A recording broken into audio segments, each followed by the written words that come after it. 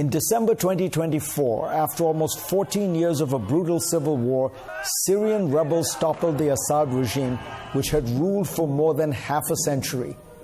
One of the rebel leaders, Ahmad al-Shara, a former al-Qaeda militant, is now the country's president. Another is its foreign minister, As'ad al-Sheibani, with whom I spoke at the Council on Foreign Relations on Thursday. Welcome, Mr. Foreign Minister. The first thing I think I have to ask you is something we're all fascinated by. Tell me what it's like to go from being a rebel, an opposition leader. People called you an Al-Qaeda. Al-Nusra was allied with Al-Qaeda. How do you go from that to being part of the government? This transformation you mentioned gives me the impression that you're talking about a robot or a machine. But we're not. We are a free people who's been patient for 60 years of totalitarianism and dictatorship. There was no political life that we could look up to, and we chose our dignity and our freedom through peaceful protestation.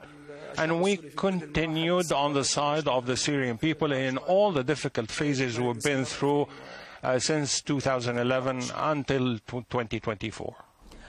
It doesn't surprise me that you were in opposition to the Assad regime, father and son.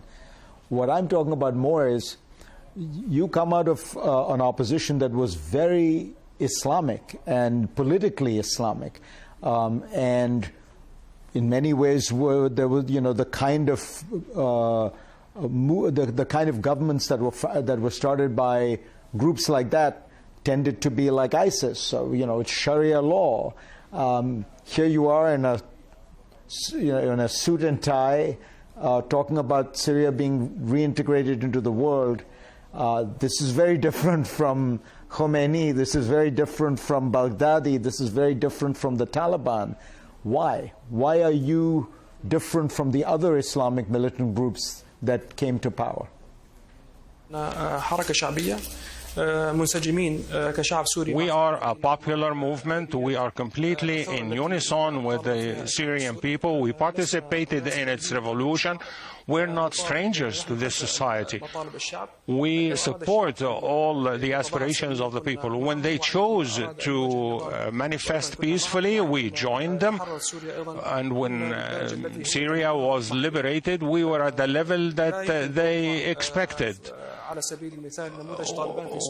You wouldn't expect a model like Taliban in Syria. Every people, every country has its own experience and history. Our experience is in unison with what we aspire to the aspirations of the Syrian people, a civilized people that can ably represent itself without any resort to models like Daesh or Taliban or anything that does not go well with the Syrian nature.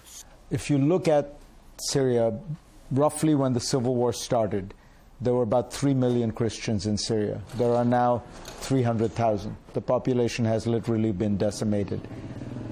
What will you do to try to protect Syrian Christians, this community that goes back to the beginnings of Christianity, and ensure that, unlike so many Christian communities in the Arab world, they don't get destroyed or disappear?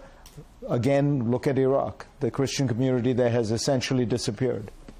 إحصائية الشعب السوري في عام 2010 كانت 24 مليون سوري. Our population then was around 24 million, 10 of whom were dislocated. Many of them were Muslim, Christian, and others. The war has driven many Syrians out.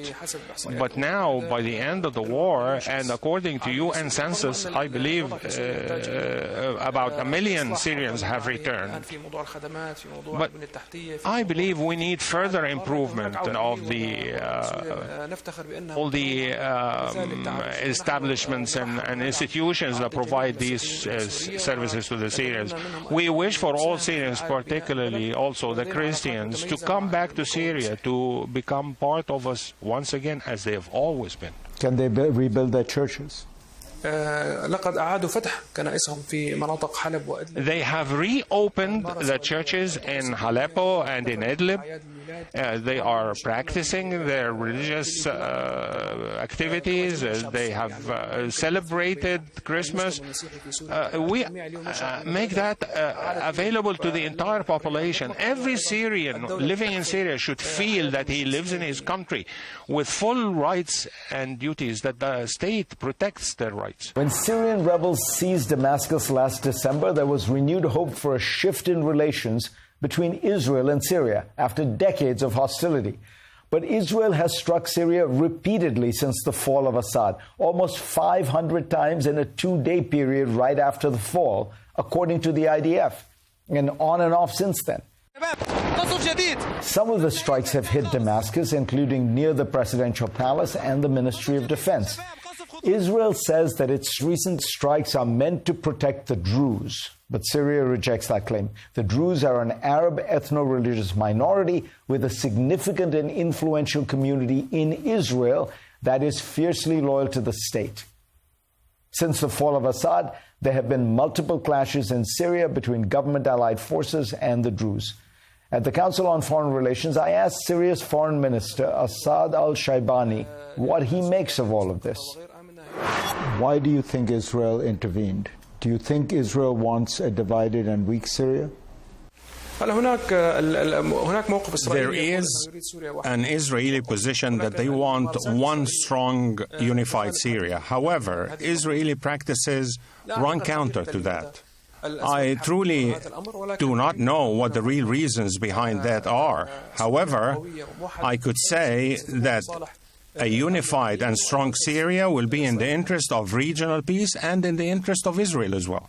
When your government came to power, some of your officials talked about the possibility of normalizing relations in the context of an expanded Abraham Accords. Is that possible now, given what Israel has done, or is that idea completely dead? Perhaps we should talk about Israeli position before and after the 8th of December. Before that date, the Syrian population was keen on toppling the Assad regime and establishing its state in which it can live in dignity. Also to rebuild the country after the ravages of war. Israel was not part of that equation. After the 8th of December, the Syrian population was shocked by repeated Israeli attacks since the first day, attacks that were unjustified and unwarranted. The Israeli threats as well, that there are Iran militias, Hezbollah militias that were in conformity with the former regime, but now they have all left.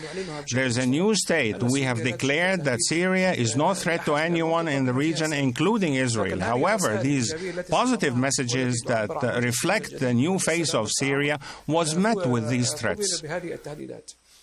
Speaking of normalization and the Abraham Accords at this time is difficult, particularly since Syria remains threatened by Israel. The Golan continues to be occupied, and other Syrian territories were occupied after the 8th of December. The entire buffer zone was occupied by Israel. What is your vision for Syria 5 years from now? Is it going to be a democratic country, trading with the world? Are positions like yours going to be democratically elected? Over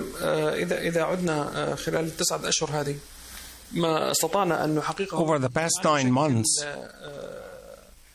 we have been able to achieve a little of what we aspire to.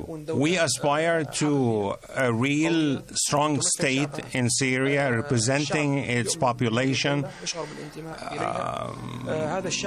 with a loyal population that believes that investing in the country is what is required now, as opposed to fleeing the country. We aspire to an economically strong Syria, and we have the tools to be able to do that. We have a cultured population that has wisdom and a long and old heritage, as well as our strategic location that gives us an advantage as a country linking the East and the West. The Syrian population has a long political experience, and it is capable of achieving the political model that realizes the aspirations of the population. A Syria that is developed, that is economically viable, that is capable, stable, and developing economically, with all its Syrians abroad coming back and investing in their country. A Syria that establishes friendly and cooperative relations with its neighbors, a Syria that is open to the European Union and to the whole world and maintains strategic ties with the United States.